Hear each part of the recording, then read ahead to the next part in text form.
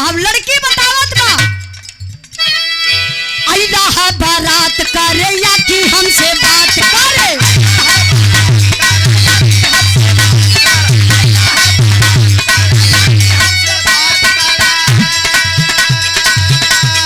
मांगे में mobile number लगातार हाथ धरे।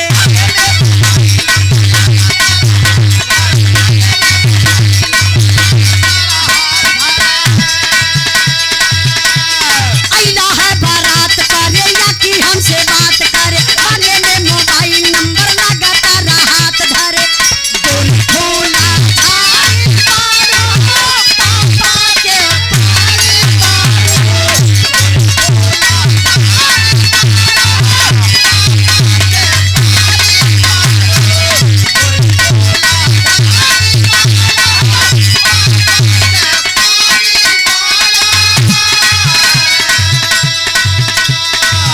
गोरी खोला झाड़ी मारो पापा के पारी बारू। लगलो पासारे तू तो पिया फराक वाले।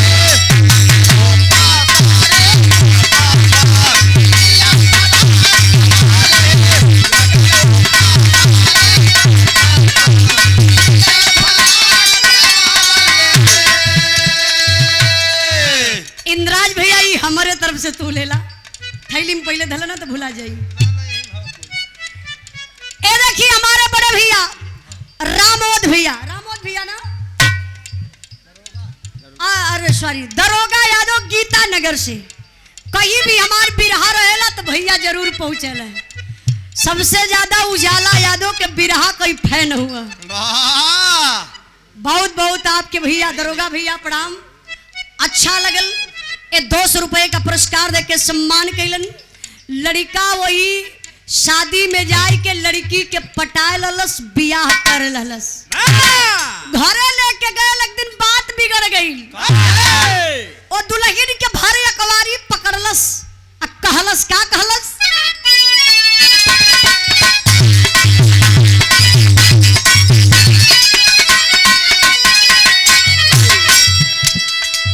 ए गीत के भाव पर हमारे लल्लू भैया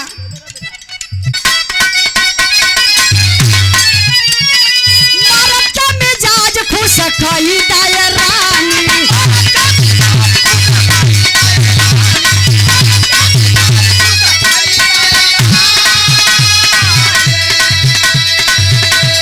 कहतानी कुछ न होई परेशानी।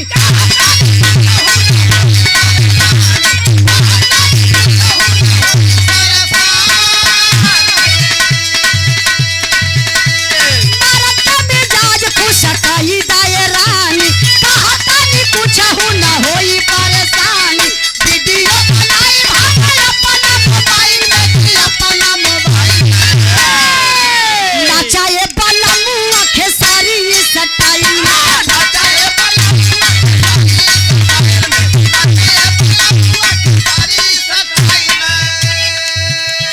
बात हमारे इंद्रीश भैया इद्रीश पहलवान बिरहा के बहुत अच्छे कलाकार हमारे बड़े भैया महेंद्र बच्चन जी के आप भाई हैं। बहुत अच्छा पहलवानी भी भैया करलन। इद्रीश भैया हमके पता चलल कि अखाड़ा पे लड़ला आप आओ भैया बड़ा बढ़िया रियाज करलन बढ़िया मेहनत करलन। कहीं भी क्षेत्र में बिरहा रहेला पहुंच के मान सम्मान देने का काम करते हैं। और जोरदार ताली बजा करके आप लोग स्वागत कर दीजिए भैया का।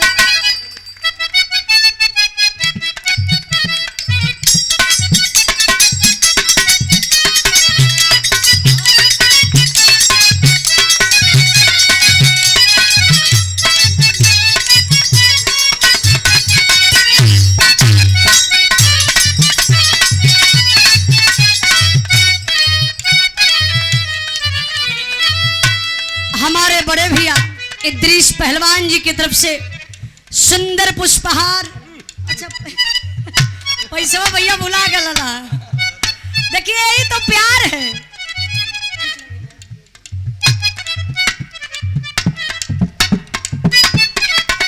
शानदार गमछा पगड़ी बड़ा मस्त बनलन है। बनारस हाँ भैया खींच ला यादगार रही। तब का सुंदर पुष्पहार शानदार गमछा और 501 रुपए का पुरस्कार देकर के सम्मान किए इद्रिस पहलवान हमारे बड़े भैया जी की तरफ से। और ये ओम प्रकाश सिंह उर्फ राहुल सिंह युवा प्रधान गोविंदासपुर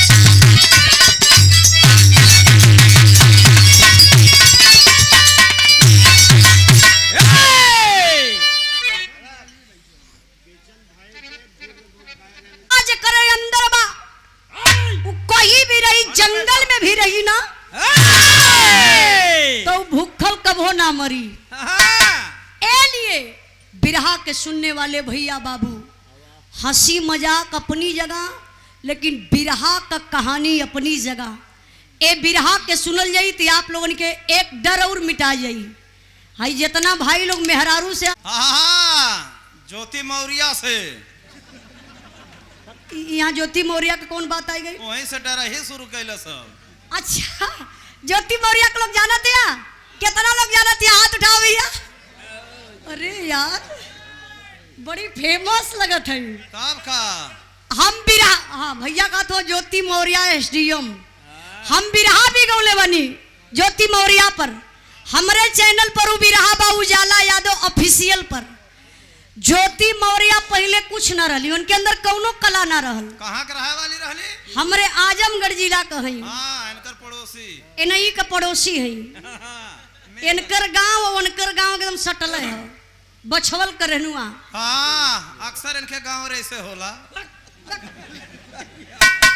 अच्छा ज्योति का पति बेचारा वो सफाई कर्मी रहलन अपने पत्नी के पढ़ा लिखा के एसडीएम बना दहल। अब ज्योति मौर्य के उनकर पति हल्लुक लगे लगन पति ना हल्लुक लगल उनकर नौकरिया हल्की लगे लगल। अब एसडीएम ज्योति बड़की नौकरी खोजे लगली।